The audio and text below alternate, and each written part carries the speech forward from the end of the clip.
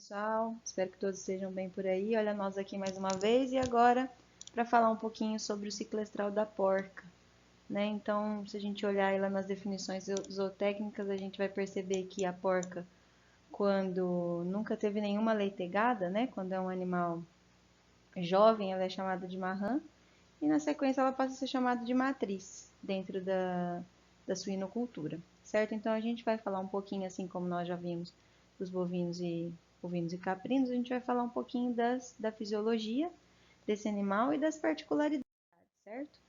Então, as porcas são fêmeas poliéstricas anuais, né? Assim como as vacas, que a gente já viu. E não são estacionais, elas não dependem de fotoperíodo para iniciar seus ciclos reprodutivos. E a puberdade desses animais, ela se dá em torno dos 6, 7 meses, pessoal.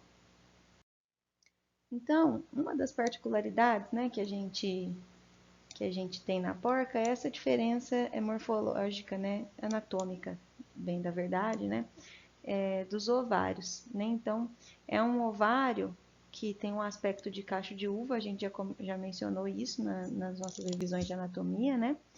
E é possível que aconteça nesses animais mais do que uma ovulação. Então, aqui a gente consegue visualizar, por exemplo, ó, mais do que um corpo lúteo, né? Aqui a gente tem um corpo lúteo, aqui a gente tem um outro, né? Aqui atrás a gente tem mais. Então, ela ovula mais do que um folículo dentro de um ciclo. E com isso, ela consegue ter mais do que uma prole por gestação, certo? Mais do que um embrião, mais do que um feto. Bom, assim como nas outras espécies, né? Eu nem repeti isso nessa nossa aula. O ciclo estral, ele também é subdividido em etapas, né? Em subfases, né? Vamos dizer assim. Então, a fase estrogênica, que nós já falamos várias vezes, em que predomina os níveis circulantes de estradiol, de estrogênio, e a fase progesterônica, em que predomina os níveis circulantes de progesterona.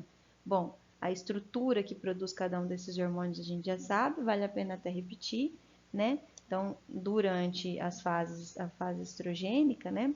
A gente vai ter aí como figura principal nos ovários folículos dominantes, no caso da porca. E na fase progesterônica, a gente tem como principal estrutura no ovário os corpos lúteos, certo, pessoal? O proéstro, que é aquela fase que antecede o éstro, né? Ela está um pouquinho antes do dia 0 do ciclo estral, D0, né? Aqui seria o éstro. Então, o proéstro, pessoal, ele tem uma duração aí de 2 dias, né? Inicialmente a gente percebe uma hiperemia na região da vulva, né? A vulva também fica um pouco mais edemaciada e apresenta uma secreção vulvar. E essa secreção, ela tem uma consistência mucoacosa, a gente já falou sobre isso, né? Dependendo, né, de alguns momentos do ciclo e da vida da matriz ou da marrã, a gente vai observar que a característica desse muco aqui, ela pode variar, e isso, inclusive, pode nos dizer sobre a saúde uterina, né? Sobre a saúde do trato reprodutivo desse animal. Mas nesse momento aqui de proéstro, essa secreção se apresenta com uma consistência mucoacosa. Nesse momento, pessoal, a porca ela vai iniciar a procura pelo macho, porém ela não aceita a cobertura ainda, certo? A gente também observa uma mudança comportamental, igual a gente viu lá nos equinos, né? Inquietação com bastante nervosismo. Do mesmo modo, a gente percebe também uma redução no apetite, né? Aquele animal que não está tranquilo, consequentemente vai cair o consumo alimentar, certo? Então, cai o consumo alimentar. Aí, pessoal, para ficar mais ilustrado aqui para gente, o proéstro, então, é essa fase aqui que também alguns autores chamam de pré-estro, né? É o proéstro. Então, é o momento ali que antecede o estro, o cio, que é D0, né? De 2 a 4 dias, a gente começa a observar o animal apresentando aquele comportamento que nós mencionamos lá atrás, certo? Bom, pessoal, em seguida ao proestro, nós iniciamos o período de estro, certo? E o estro é aquele período em que a gente observa o cio, é o mesmo que cio, como a gente já viu lá atrás. A duração do cio em porcas, ela pode atingir, né, até 56 horas. E esse período caracteriza-se principalmente pelo período em que a fêmea aceita o macho, a porca aceita o reprodutor, né? Então, ela se apresenta imóvel com uma postura típica, aceitando a monta.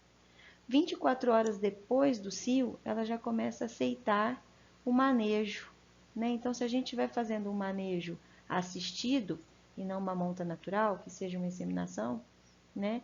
24 horas depois, esse animal já começa a aceitar, certo? E o que seria esse manejo em termos práticos, pessoal? O que é feito, né, no manejo de granja de suinocultura com marrãs ou com porcas? 24 horas depois do primeiro sinal de cio, né, a gente inicia um processo de pressão no dorso desse animal, no dorso da marrã ou da porca. E se ela se mexer, quer dizer que ela está no início do cio. Se ela acertar, se ela aceitar, né, aquela pressão, quer dizer que ela está finalizando o seu período de cio, né? Ele inicia então de 10 a 12 horas após o início e dura de 24 a 36 horas, certo? Então, no total aí, 56 horas aproximadamente, certo, pessoal? No período final, no finzinho do cio, do estro, né, a fêmea ela continua aceitando o macho, porém ela não tolera mais esse estímulo mecânico exercido pelo homem, né? Então, em caso de manejo controlado, né, em caso de estarmos identificando o cio, né, de modo humano, né, com interferência humana, a gente vai perceber que no final ela não tolera mais o estímulo do homem. Ela permite apenas o macho. Então, ela também, né, a porca, ela também tem a característica de homossexualismo, que muitos chamam. Até nem gosto de usar esse termo, que eu acho ele bastante humanizado, né? Mas de uma forma geral, a fêmea dos suínos, né, a porca ou a marrã, ela aceita a monta das companheiras, né? E nesse momento, quase no finzinho do estro, a gente vai observar que o edema e a hiperemia que tinham na vulva vai começar a diminuir. E a secreção, aquela que a gente viu, muco aquosa, né? Ela vai se tornar mais espessa, certo, pessoal? Então, vamos lá. Qual que é a fase, então, de estro? Esse período aqui, entre o dia 0, né, e as primeiras 40, lá, até podendo, né, se estender até 56 horas. Então, nesse momento aqui, o animal vai aceitar o macho, né, como a gente vê nessa foto aqui, né, e num período um pouco menos rigoroso aqui, aceita a estimulação humana, né? A gente consegue fazer os testes para ver se esse animal está ou não em cio. Bom, pessoal, na sequência aqui a gente observa que existem duas linhas aqui gráficas, né? Querendo indicar para a gente que quanto maior, né? Então, quanto mais eu estender aqui o processo, quanto maior for a duração desse período, isso é proporcional ao número de leitões e também proporcional aí à taxa de prenhez, certo? Então, quer dizer, se esse estro for mais intenso, né? Vamos colocar até uma flechinha aqui, a chance dessa fêmea ter mais leitões, né? Uma maior taxa de prenhez é maior. O metaestro, né, que é essa fase subsequente à fase de estro, no início da formação do corpo lúteo, tem uma duração nas porcas de 2 dias, né, quando inicia, como já falei, a formação do corpo lúteo, e aquelas características de cio, elas se perdem, né, o animal aumenta o consumo alimentar, né, se torna mais tranquilo, né, a gente percebe que aquela edemaciação de vulva, né, que já estava se perdendo no final do estro, totalmente recuperada, né, então a fase de metaestro é essa fase aqui, entre 40 e 60 horas, né, após o início do cio. E o que vai ocorrer nesse momento? Né? Ocorre a ovulação.